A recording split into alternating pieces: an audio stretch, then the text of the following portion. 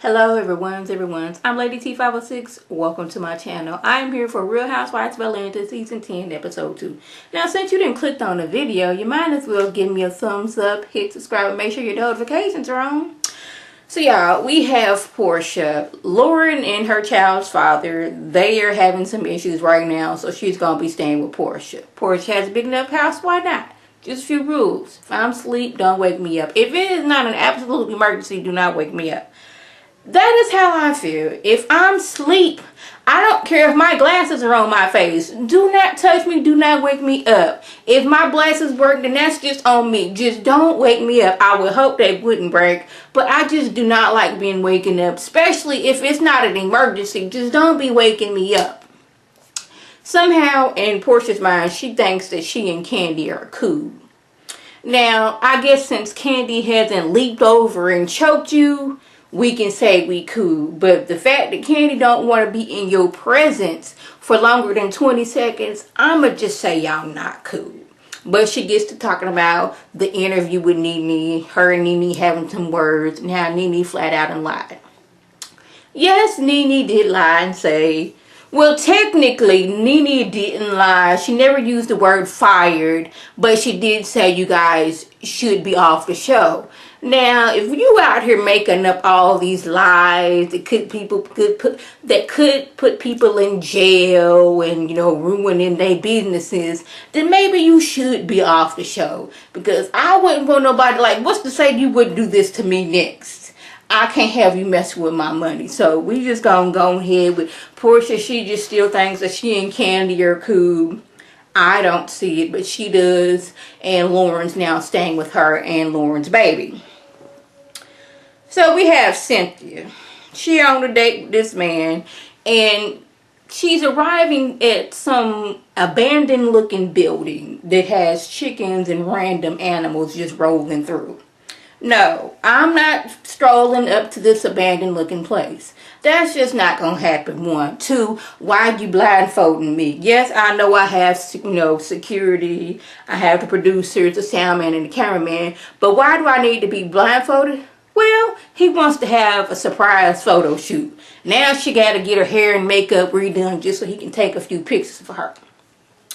Now, when I was looking at the man, I couldn't quite put my finger on who he reminded me of, and I believe Cynthia said it correctly. He looked like Norbert with swag. Her words, not mine, but I do agree. He on the young side. He 29. He younger than me. I got him by 4 years. Yeah, I'm 33. Don't look it, but hey, that's just what it is. Don't always have this child's face. But anyway, she don't see really a relationship with them, you know, what daddy look like, what older cousins look like. You 29, like, I could be your mama at this point, so we just gonna continuously be friends. But I think she was spot on with the Norbert with swag comment. I will agree with you on that one. So, Sheree is going to a life coach. Now, she was on Ayanla, and Ayanla can fix some lives. So I don't know what this man's gonna do, because if Ayanla couldn't do it, then what he gonna do? She didn't suppress some things, you know, that went on between her and Bob, like him being physically abusive at times, verbally abusive a lot, and mentally abusive. And these resurfaced last year when he made the comment, oh, did I slap you? Did I choke you? If I had to choke you, it must not have been hard enough because you're still here. Things like that. Now, she has to have this conversation with her children. And y'all know that could mess things up between them. She gets to crying because it's still fresh on her memory that this fool would say some stuff like that. But I'm just thinking, how much better is he than Ayanla? Now, I'm not, you know, trying to down her, trying to get to, you know, get better, get her life situation. Because being physically and mentally and verbally abusive, that's hard on a person. But I just think, like, if Ayanla couldn't do it, then what makes you think he can? So we got Kenya dealing with being a very public person and now being married to a very private person who is now out here in the blogs every time you turn around. And her wanting to protect him because, you know, once you get a little status, everybody want to dig into everything you done since you gave your first breath into this world. People would love to build you up just to tear you down. So now she got dealing with people, mainly his ex-girlfriend, like contacting somebody she went with almost 30 years ago, 25 years ago. Like, who has this much time to go after your ex's ex just to dig up dirt? I'm telling you, maybe it's just, I know it's just not me. Like, y'all broke up all this long time ago. You've been sitting here plotting this whole time. Have we done this to other girlfriends? Now, doggone her new husband, baby. I think his name is Mark. We finally figured out his name. He's stressed. He not eating. He not sleeping because his ex-girlfriend is contacting her ex-boyfriend, somebody famous she dated back in the day, just to throw dirt and say what she did 25 years ago. But I'm like, this is 25 years ago. This is well before she even knew you. Like, everybody has a past. I can't help it that your crazy ex went and found somebody that I went to, like, had to go and do research on my life to find this person just so she can cause a rift between us. She's over here crying to producers like, I didn't want all this. I'm stressed out. He's stressed out. It's bad enough that he's in New York taking care of business. I'm in Atlanta taking care of business. Not really sure what her business in Atlanta is besides being on Real Housewives of Atlanta because I don't know her business like that. But they stressed out over here. And I'm like, people be having too much time on their hand. So, Sheree decides to have a practice run of telling her children what went on between her and Bob. And she's using her friends in Candy's house because the kids at home, they can't be up at that house. But I'm like, your kids can't go somewhere else?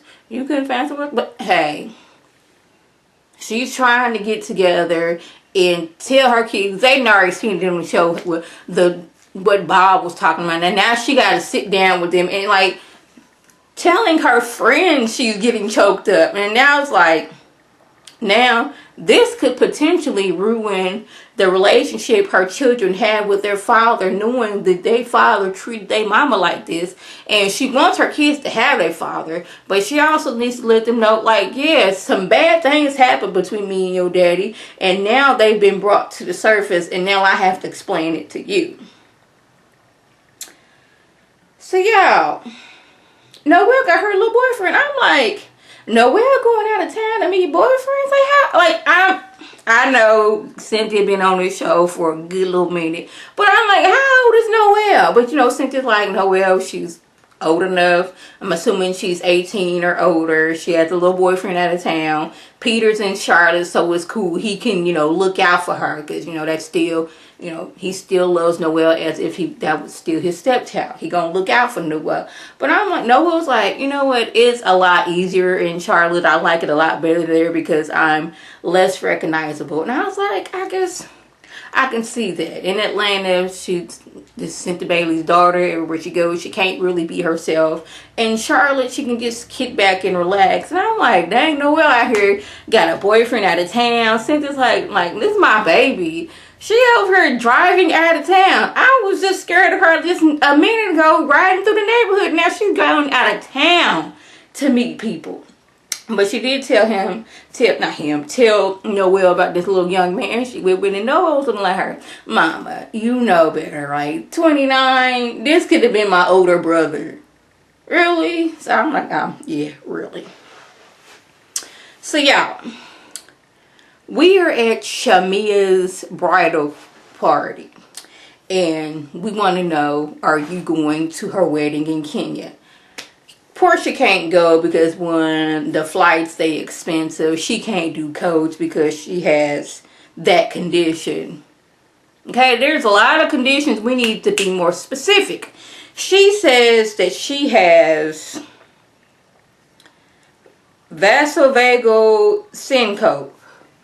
I thought she was making it up. So, you know, being me, the person that I am, I had to Google it, and it's a condition to when your blood pressure drops during stressful situations. I guess traveling to Kenya in coach could be stressful.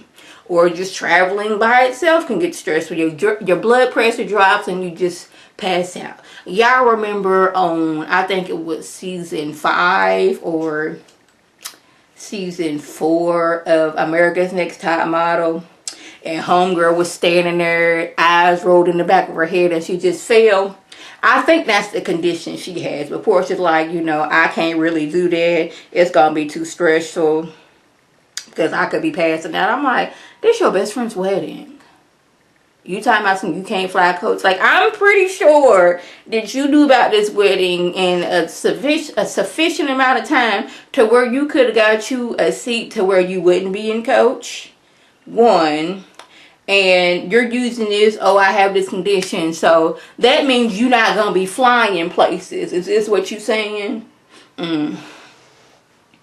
Shamea says to her and her fiance, they already had the dowry ceremony. I don't know if her husband is from Africa, but they've already had their dowry ceremony, and it was beautiful from what it looked like. But now we got to have my ceremony to where we go to the courthouse, you know, file the papers, and we get it back to where we're legally married. And that, it was cute when we had our dowry, we did that. But now we're going to have the legal part of this getting done.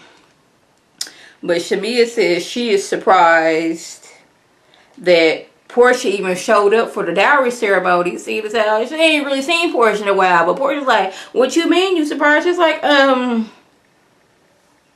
we ain't been hanging out, but you show up to my party. I'm still gonna have you as my guest coming to my party, but you giving me all these excuses why you can't come. As Portia's going on to explain, well, I have vasovagal syndrome. I can't really be flying like that. I have a doctor's note. We got Carmen over here in the sidelines talking about some, she always got her doctor's excuse for something. Remember last year, she had the doctor's excuse saying that she has graduated from anger management classes. And it's true that, you know, she not going to used to be having her legs down. She used to be having her legs spread eagle. So I kind of understand it. But I was like, that was a little bit unnecessary for you to be saying that. But Candy was sitting like right next to her, co-signing like, yes, you do be having her legs up in the air all this time. But Shamea's mad like, you were my best friend since childhood, and you're telling me that you can't be at my wedding, but Candy and her friends who barely know me are going to be at my wedding. Okay.